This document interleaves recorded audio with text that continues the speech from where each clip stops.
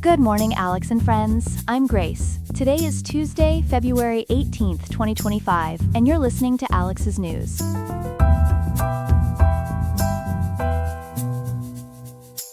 The weather in Riverside today will reach a pleasant high of 71.6 degrees, with a low of 50.4 degrees, making it a comfortable day for outdoor activities. Coming up on today's show, we'll examine the rising tensions in Southeast Asia as Chinese helicopters encroach on Philippine aircraft. We'll also analyze the potential impact of Republican proposed Medicaid reforms and what they could mean for the future of healthcare in America. Finally, we'll explore fascinating new research about how a human gene is affecting mouse communication patterns, offering insights into the intersection of human and animal genetics. All this and more, coming up on Alex's News.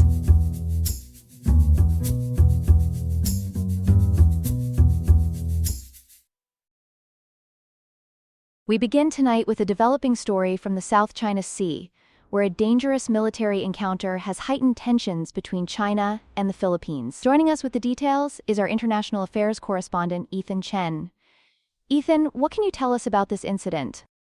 Grace, according to Associated Press reporting, earlier today, a Chinese Navy helicopter flew dangerously close to a Philippine patrol plane near the disputed Scarborough Shoal, coming within just 10 feet of the aircraft. This is particularly concerning, as the Philippine plane was carrying both government officials and journalists during what was supposed to be a routine patrol mission. 10 feet seems incredibly close for aircraft.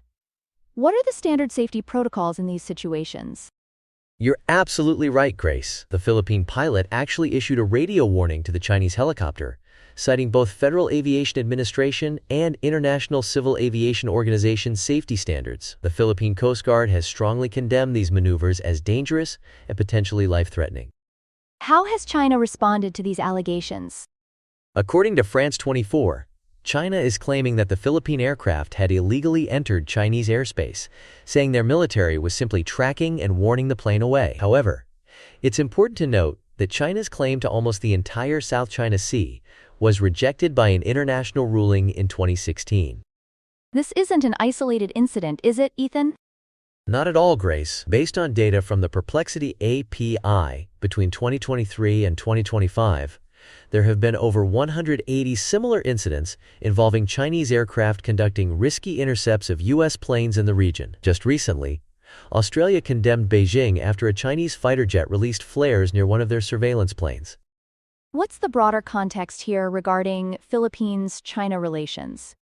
As ABS-CBN News reports, the Philippines has been actively strengthening its ties with Western allies, particularly the United States, which has a treaty obligation to defend the Philippines if attacked. The Philippine government has been strategically embedding journalists in these patrols to document China's actions, and they're currently in talks to acquire a U.S. missile system, a move that China has explicitly warned against.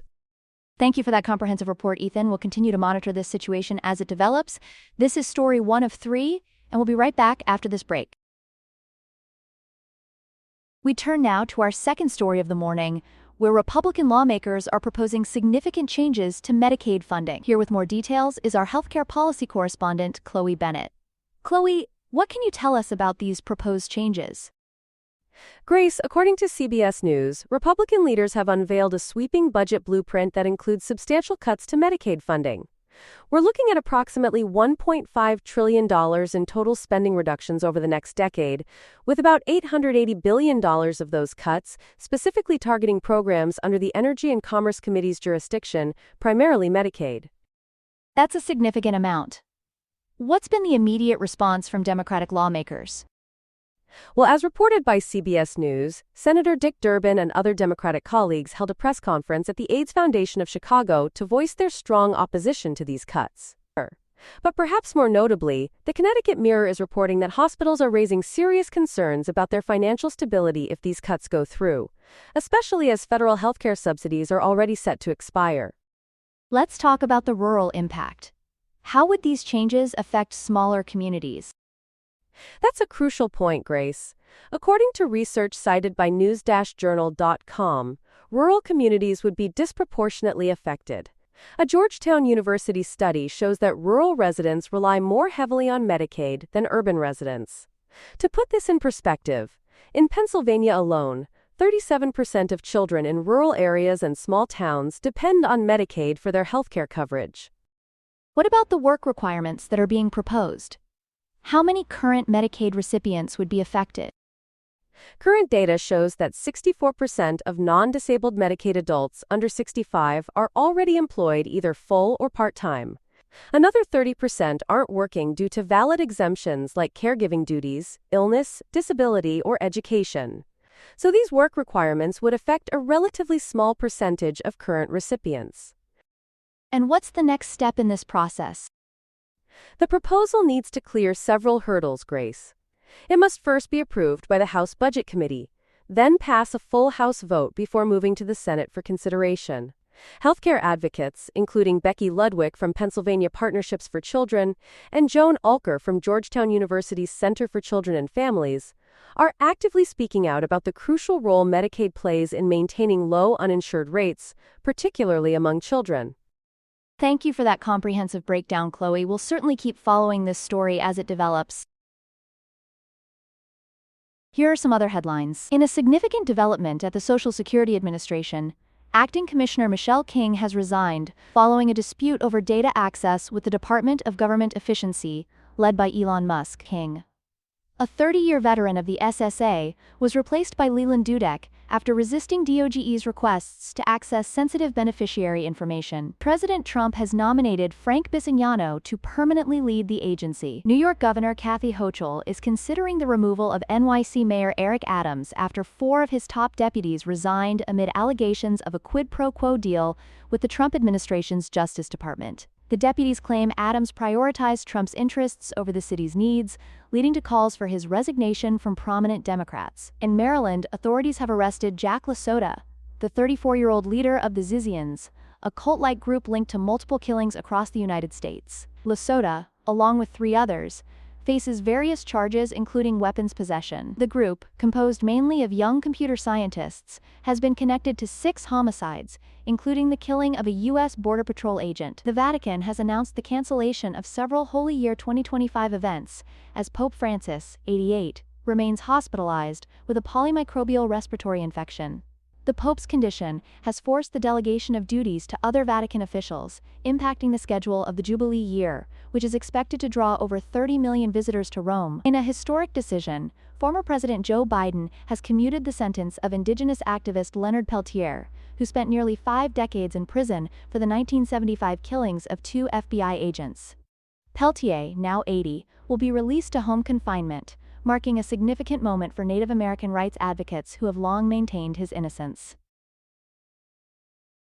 We turn now to a fascinating scientific breakthrough that's giving us new insights into human speech evolution. Joining us to discuss this groundbreaking research is our science correspondent, Ethan Thompson. Ethan, tell us about this remarkable study involving mice and human genes. Thank you, Grace. According to a new study published in Nature Communications, researchers at Rockefeller University have made an extraordinary discovery about how a uniquely human gene can affect animal vocalizations. They focused on a gene called NOVA1, which is particularly interesting because it's different in humans compared to our ancient relatives like Neanderthals and Denisovans. How exactly did the researchers conduct this study?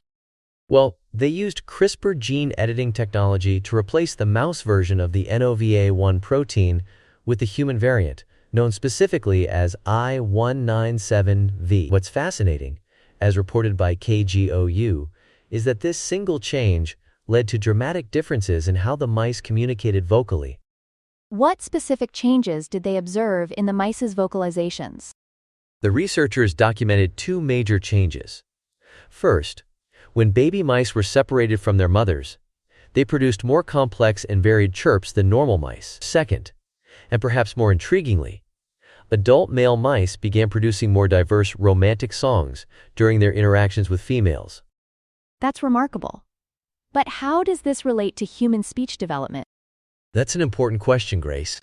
According to the research team's findings, NOVA1 functions as an RNA-binding protein that's active in the brain and affects other genes involved in neural development and vocalization. However, researchers are cautioning against drawing too direct a parallel. As WDTN.com reports, mice don't learn vocalizations the same way humans do. they rely on instinctual ultrasonic calls rather than learned speech patterns. What potential implications could this research have for human health? While the researchers are being careful not to oversimplify their findings, they're hopeful this could lead to better understanding and treatment of speech-related disorders. The study suggests that this research might eventually help in early detection of individuals who might need speech and language interventions. However, it's important to note that language development is incredibly complex and can't be attributed to just one gene. Thank you for breaking down this fascinating research for us, Ethan. This has been Story 3 of 3 on this morning's news. That's all we have for now. Today's episode was made by Alexandra King with Claude Sonnet 3.5, Gemini Flash 2.0, the Perplexity API, and the Google Cloud Text-to-Speech API. Hope you have a great day. I'll see you tomorrow, Alex.